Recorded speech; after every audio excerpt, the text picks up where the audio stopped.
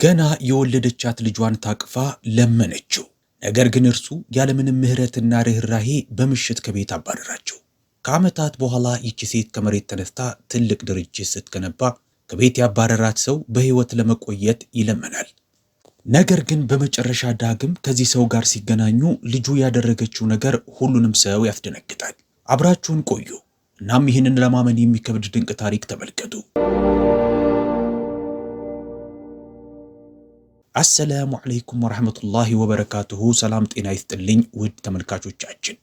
ናንሲ የአንድ ወር ልጇን አይቪን አጥብቃ ይዛት ነበር። የጆን ድምፅ ምሽቱን እንደ ቢላዋ ቆርጦ ጆሮዋ ሲደርስ ዕቃሽን ሸክፊና ከቤቴ ውጭልኝ ሲል ጮኸባት፣ ጣቱን ወደ በሩ እየጠቆመ። ፊቱ በመጠየፍ ኩምትርትር አለ። ናንሲ የአንድ ወር ልጃቸውን እያለቀሰች አቅፋት ቆማ ባየ ጊዜ ይሄ የማይረባ ነገር ይበቃኛል፣ አንቺና እቺ ልጅ ከእውነተኛው የወደፊት ዕጣ ፈንታዬ ወደ ኋላ እያስቀራችሁኝ ነው። አይቪን ለቅሷን ለማስቆም ስትሞክር የናንሲ እጅ ተንቀጠቀጠ። አይቪ ስለ ራባት ነበር የምታለቅሰው። የሕፃኗ ለቅሶ ትንሿን የቤታቸውን ክፍል ሞላው። የናንሲ አይኖች ቀኑን ሙሉ ከማልቀስ ብዛት ቀልቶና አብጦ ነበረ። ጆን እቅዱን ከነገራት ጊዜ ጀምሮ ስታለቅስ ነው የምትውለው። ጆን እባክህን ስትለው ለመነችው።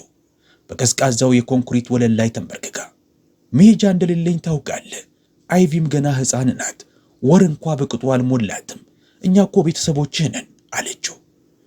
ነገር ግን የጆን አይኖች በወንዝ ውስጥ እንዳለ ድንጋይ ባዶና ቀዝቃዛ ነበረ። ሽክ ብሎ ለብሶ እርጉዟን ቅምጡን ቬኔሳን ለማግኘት ለመሄድ እየተዘጋጀ ነበረ። ያለፉትን ጥቂት ወራቶች የግንባታ ቢዝነሱ በማደጉና ገንዘብ ወደ ኪሱ መጉረፍ በመጀመሩ ጆን ፍጹም ተለውጧል። ልቧን አይቶና ታታሪ የሥራ መንፈሷን አድንቆ ያፈቀራት የነበረችው ናንሲን አሁን የበታቹ አድርጎ ያያት ጀምሯል። ቤተሰብ ሲል ጆን በምሬት ሳቀ። አታስቂ ናንሲ፣ እንዳንቺ ካለች የሰፈር ዳቦ ሻጭ ጋር ሕይወቴን የማባክን ይመስልሻል?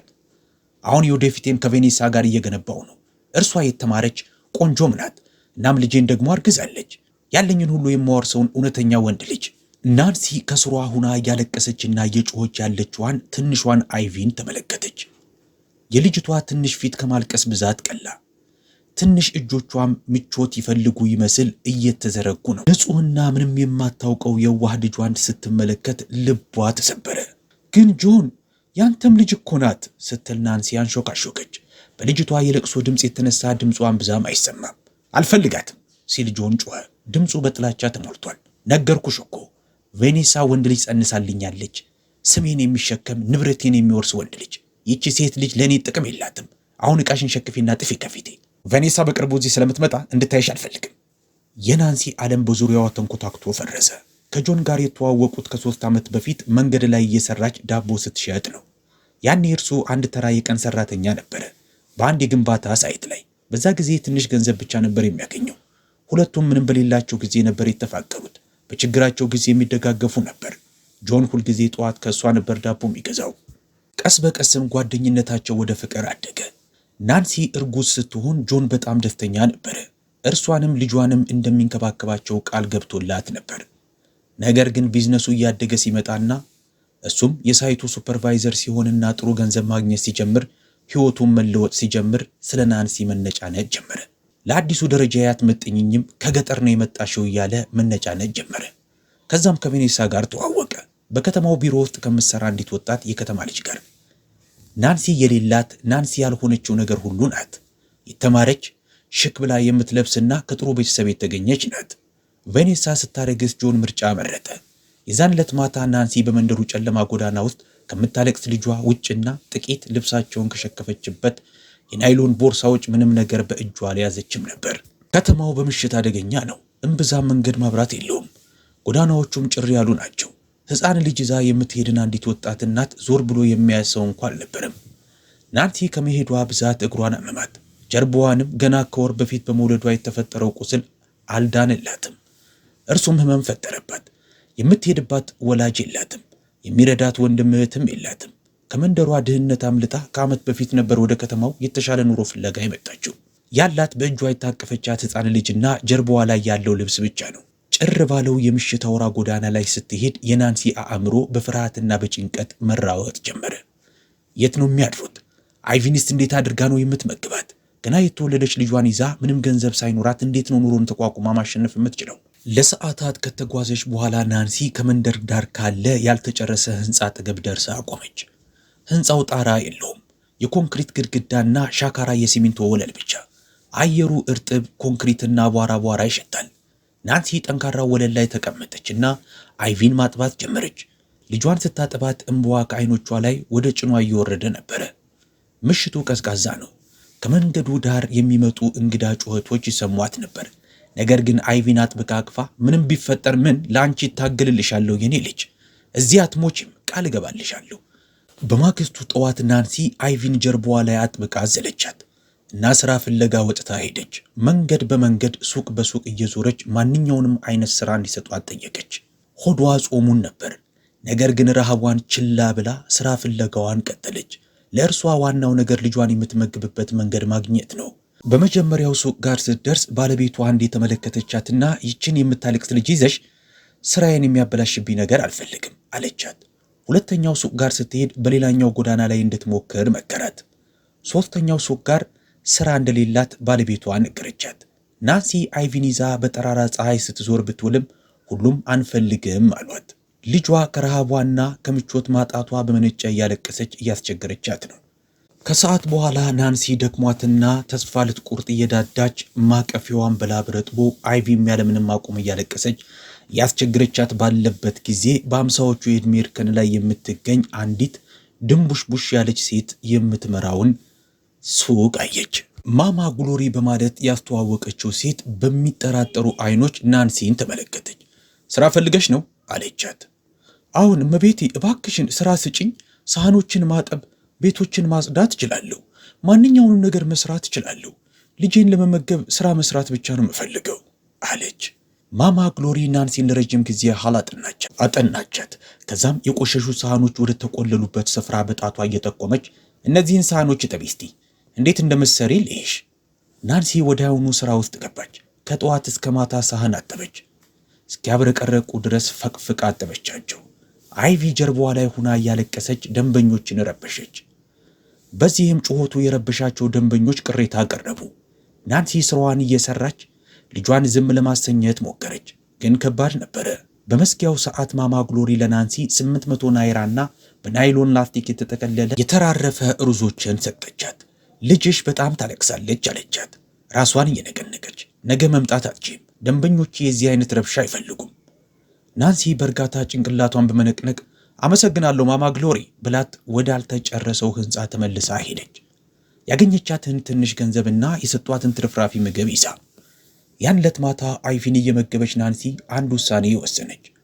ሁኔታዋ እንደማያሸንፋት፣ የምትተርፍበት መንገድ እንደምታገኝ፣ ለልጇም የተሻለ የወደፊት ዕጣ ፈንታ እንደምትገነባ ለራሷ ቃል ገባች። ለሚቀጥሉት ሳምንታት ናንሲ ያገኘችውን እንግዳ ስራ ሁሉ መስራት ጀመረች።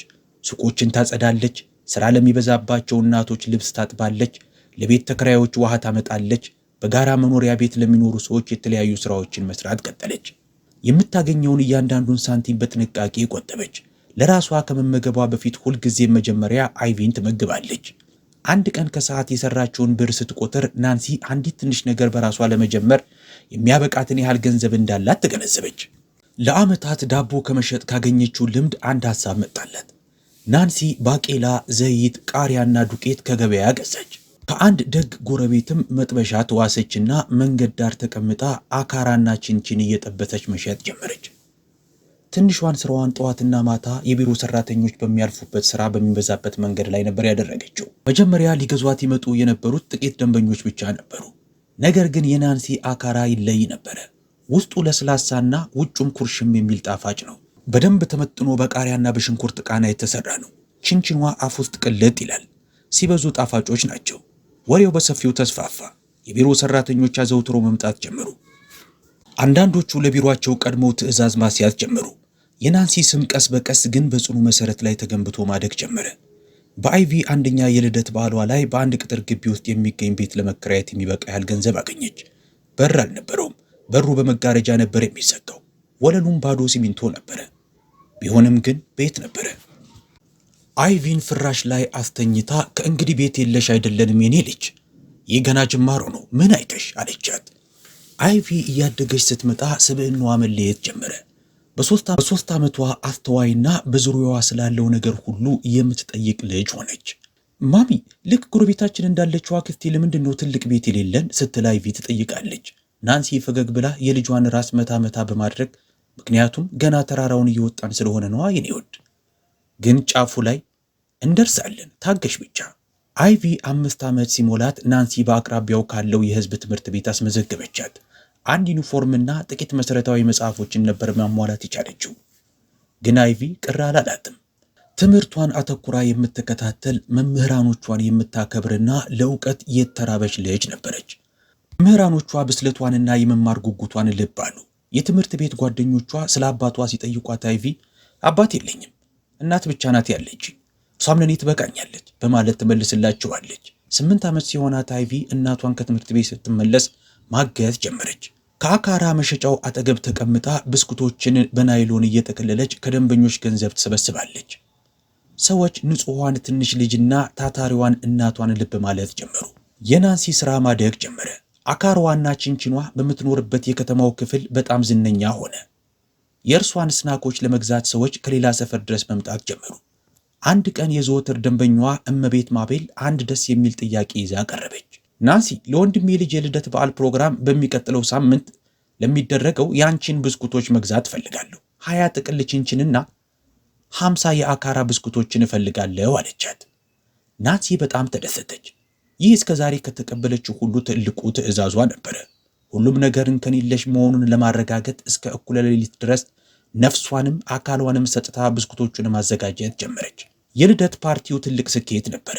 እንግዶቹ ብስኩቶቹን ስለተመቻቸው የናንሲን አድራሻ መጠየቅ ጀመሩ። እመቤት ማርቤልም ለሁሉም ሰው ስሟ ናንሲ ነው፣ ብስኩቶቿን በከተማው ውስጥ አንደኛ የሚባሉ ናቸው አለቻቸው። ከዛ ፓርቲ በኋላ ብዙ ትዕዛዞች ይዘንቡላት ጀመር። ለሰርግ፣ ለቢሮ ፓርቲዎች፣ ለቤተሰብ ስብስቦች ብስኩት እንዲዘጋጅላቸው በሚጠይቁ ሰዎች ስልክ ጥሪ ተጨናነቀች። በዚህም የሚያግዛት ሰው እንደሚያስፈልጋት ተገነዘበች። ናንሲ ገንዘብ ቆጥባ ትንሽ ሱቅ ተከራየች። 2 ረዳቶችን ቀጥራ መንገድ ዳር ያለውን መሸጫዋን ተወች። ቢዝነሷንም አይቪ ጣፋጭ ብስኩቶች በሚል ስም አስመዘገበች። ለሱቋም ቆንጆ ምልክት አሰራች። ይህ በእንዲህ እንዳለ አይቪ በትምህርቷ እየሰቀለች ነበረ። መምህራኖቿ በእውቀቷና በታታሪነቷ ተደመሙ። አንድ ቀን ዳይሬክተሯ ለስብሰባ ናንሲን ጠራት። እመቤት ናንሲ ልጅሽ በጣም የተለየች ናት። አንድ ኤንጂኦ በሚሰጠው የስኮላርሺፕ ወይም ነፃ የትምህርት ውድድር ላይ እንድትካፈል ማድረግ እፈልጋለሁ። ከድሃ ቤተሰብ ለሚመጡ ጎበዝ ተማሪዎች ሙሉ የትምህርት ድጋፍ በማድረግ ማስተማር ይፈልጋሉ። በናንሲ አይን ላይ የደስታ እንባ ሞላ። አይቪ የመግቢያ ፈተናውን ወስዳ በጥሩ ውጤት አለፈች። የሁለተኛ ደረጃና የዩኒቨርሲቲ ትምህርቷን ወጪ የሚሸፍንላት የስኮላርሺፕ ዕድል አገኘች። ናንሲ በደስታ ለቀሰች። ለአይቪ አዲስ የትምህርት ቤት ቦርሳና ጫማ በመግዛት የወደፊትሽ ብሩህ ነው የኔ ልጅ፣ ሂጂና እንደ ኮከብ አብሪበት አለቻት። ዓመታቶች እየሄዱ በመጡ ቁጥር የናንሲ ቢዝነስን ማደግ ጀመረ። በከተማው ውስጥ 3 ተጨማሪ ቅርንጫፎችን ከፈተች። በርካታ ሰራተኞችን ቀጠረችና ዕቃ ማመላለሻ መኪናም ገዛች። የራሱ የቧንቧ ውሃ፣ ኤሌክትሪክ ማብራትና በተገቢ ሁኔታ የተገነባ አፓርታማ ከልጇ ጋር ተከራይታ ገባች። በጅምር በቀራ ህንፃ ውስጥ ይተኙ ከነበረበት ቀን ጀምሮ ሕይወታቸው ፍጹም ተቀየረ። ናንሲና አይቪ ስኬታቸውን ለመገንባት ሲጥሩ ጆን በምቾት ከቅምጡ ቬኔሳ ጋር በምቾት እየኖረ ነበረ። እንደሚፈልገው ወንድ ልጅ ወለደችለት። በትልቅ አፓርታማ ውስጥ መኖር ጀመሩ። ጆንም ቬኔሳን በወርቅ በአልማዝና በውድ ልብሶች አቀማጠላት። ትክክለኛውን ምርጫ እንደመረጠ አምኖ ነበረ። ነገር ግን ሕይወት ሰዎችን የምታስደንቅባቸው መንገዶች ብዙ ነበራት። በአንድ በተለመደው ማክሰኞ ዕለት ጠዋት በጆን የግንባታ ሳይት ላይ አንድ አሳዛኝ አደጋ ወደቀ። የብረት ወጋግራው በክሬን ሲነሳ ወደቀ። ጆን ከስሩ ነበረ። ምንም እንኳ ከአደጋው ቢተርፍም ከወገቡ ወደ ታች ፓራላይዝድ ሽባ ሆኖ ነበር። መጀመሪያ ከአጠገቡ ነበረች። ነገር ግን የሕክምና ወጪው እየተቆለለ ሲመጣና የጆን ገቢም ሲቆም ቁጠባቸው መጥፋት ጀመረ። ትልቁ አፓርታማ ተሸጠ። መኪናቸው ቀጥሎ ተሸጠ። ወርቅ አልማዙ ሁሉ ተሸጠ። ገንዘባቸው እያለቀ ሲመጣ የቬኔሳም ፍቅር እያለቀ አብሮ መጣ። መቀዝቀዝና መራቅ ጀመረችው። ስላሉበት ሁኔታ ዘወትር ቅሬታ ማቅረብ፣ ለደረሰው አደጋም ጆንን መውቀስ ጀመረች። አንድ ቀን ጠዋት ጆን ከእንቅልፉ ሲነቃ ቬኔሳ ዕቃዋን ስትሸክፍ አገኛት። ልጇን አለባብሳ ለመሄድ ተዘጋጅታ ነበር። ወዴት ነው የምትሄዱት ሲል ጆን ከዊልቼሩ ላይ ሆኖ ጠየቀ። መሄዴ ነው አለችው ቬኔሳ። እንደዚህ ሁኜ መኖር አልችልም። ከእንግዲህ ገና ወጣትና ቆንጆ ነኝ፣ የተሻለ ሰው ማግኘት እችላለሁ አለችው። ልጃችንስ ሲል ጆን ተማጸነ። ቬኔሳ በጭካኔ ፈገግ አለች። ይህ ልጅ እኮ ያንተ አይደለም፣ ዋሽቼሃለሁ። ያንተ ነው ያልኩ ቦታዬን ለማስጠበቅ ስል ብቻ ነው። አንተን ሳገኘህም እርጉዝ ሆኜ ነው። ደህና ሁን ጆን አለሙ ያበቃ መሰለው። እንደ ሕፃን ልጅ ተንሰቅስቆ አለቀሰ። ልጄ ነው ብሎ ያመነውን ልጅ ይዛ ቬኔሳ ወጥታ ስትሄድ ሲመለከት ቤቱ ዕዳውን ለመክፈል ሲባል ተሽጧል። ጓደኞቹ ጥለውት ጠፍተዋል።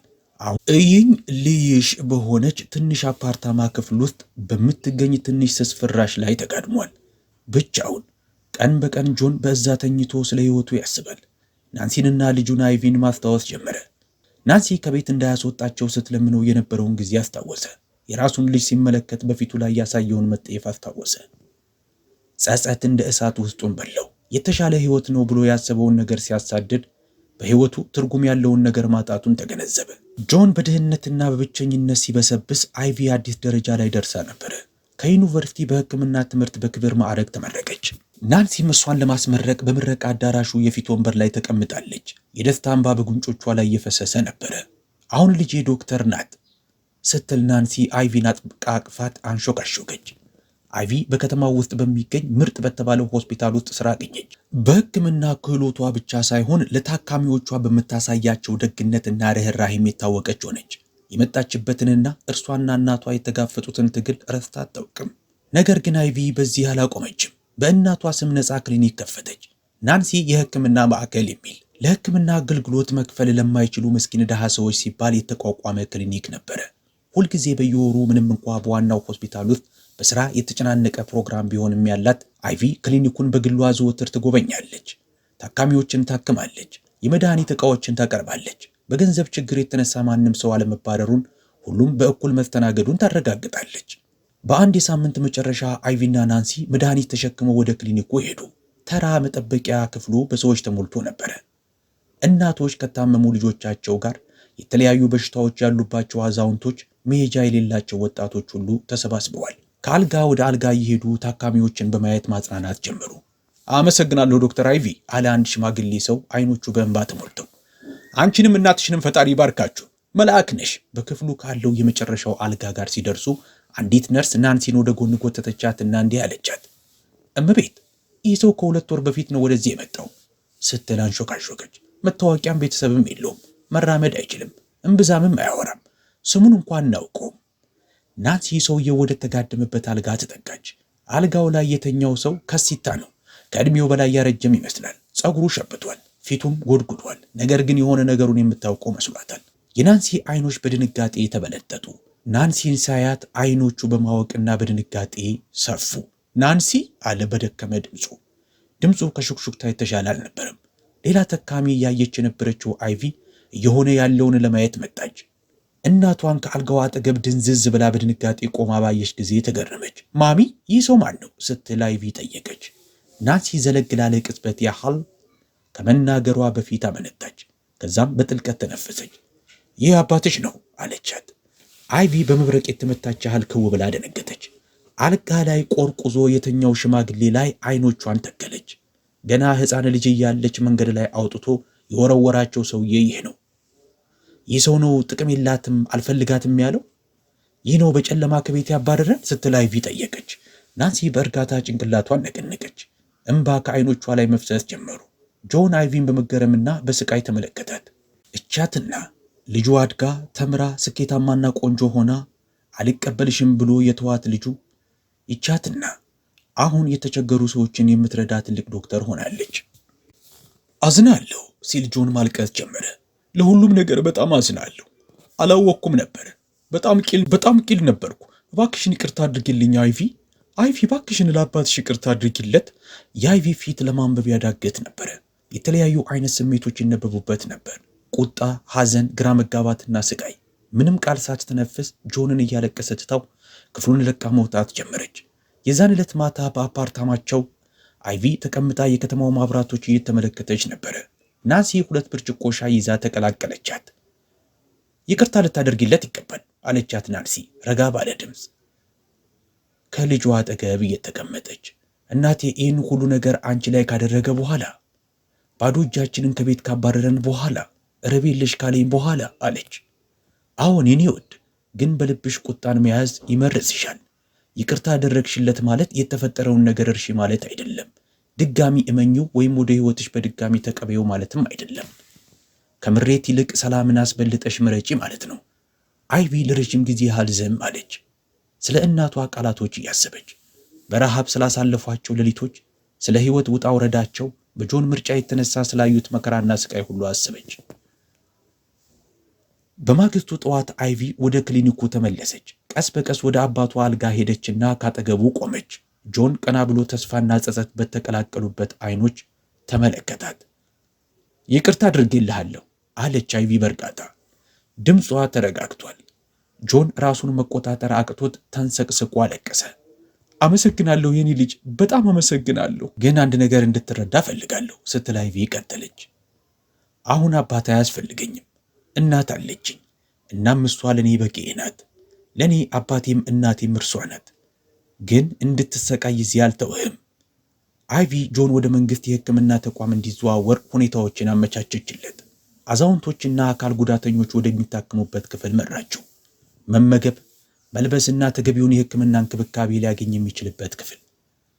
ከመዘዋወሩ በፊት ጆን የአይቪን እጆች ያዘ። ደግነትሽ እንደማይገባኝ አውቃለሁ ልጄ ብዬ አንቺን የመጥራት መብት እንደሌለኝም አውቃለሁ። ነገር ግን አንድ እንድታውቂ የምፈልገው ነገር የደረስሽበትን ደረጃ ማየቴ በሕይወቴ የገጠመኝ ብቸኛው መልካም ነገር ነው። ጆን በእንክብካቤ ማዕከል ቀሪ ዕድሜውን አሳለፈ። ከአይቪ ተጨማሪ ነገር ጠይቆ አያውቅም። አልፎ አልፎ ብቻ በተቋሙ ሰራተኞች አማካኝነት ማስታወሻ ይልክላታል። ሁልጊዜም ምስጋናውን ነበር በማስታወሻዎቹ ላይ የሚገልጸው። ጉብኝትም ገንዘብም ጠይቆ አያውቅም። ዓመታቶች አለፉ። አይቪ የሚወዳትንና የሚያከብራትን አንድ ደግ ዶክተር አገባች። ናንሲ በኩራት ፊቷ አብርቶ ልጇን ሸኘች። በድግሱም ላይ ሰዎች ስኬታማዋን ዶክተርና ድንቅ እናቷን አሞገሱ፣ አሞጋገሱ። በኋላ አይቪ የራሷን ልጅ ስትወልድ ናንሲ የልጅ ልጇን አቅፋ ምን ያህል ርቀት ተጉዘን እንደመጣን ተመልከቺ ትንሿ። በኮንክሪት ወለል ላይ ከመተኛት ወደዚህ ቆንጆ ህይወት መጣን። ስኬታቸውን ያለ ጥላቻ፣ ያለ ምሬትና ያለ ጆን ገነቡ። ፍቅር፣ ቆራጥነትና ታታሪነት መሰረታቸው ነበር። ናንሲ የልጇን የደስታ ህይወት ስትመለከት ትልቁ ድላቸው ገንዘብ ወይም ስኬት ማግኘታቸው ሳይሆን ሰብአዊነታቸውን ሳያጡ ከችግራቸው በላይ መነሳት መቻላቸው መሆኑን አመሰገነች። ከበቀል ይልቅ ይቅር ባይነትን፣ ለራስ ከማዘን ይልቅ ታታሪነትን፣ ከጥላቻ ይልቅ ፍቅርን አስፈልጠው መርጠዋል። እናም የታሪካቸው እውነተኛ ድል ይህ መሆኑን ናንሲ ታምናለች። የዛሬው ቪዲዮ እንዴት አገኛችሁት? ምን ያህሎቻችሁስ እስከ መጨረሻው ተመለከታችሁት? በኮሜንት ላይ እስቲ ያሳውቁን።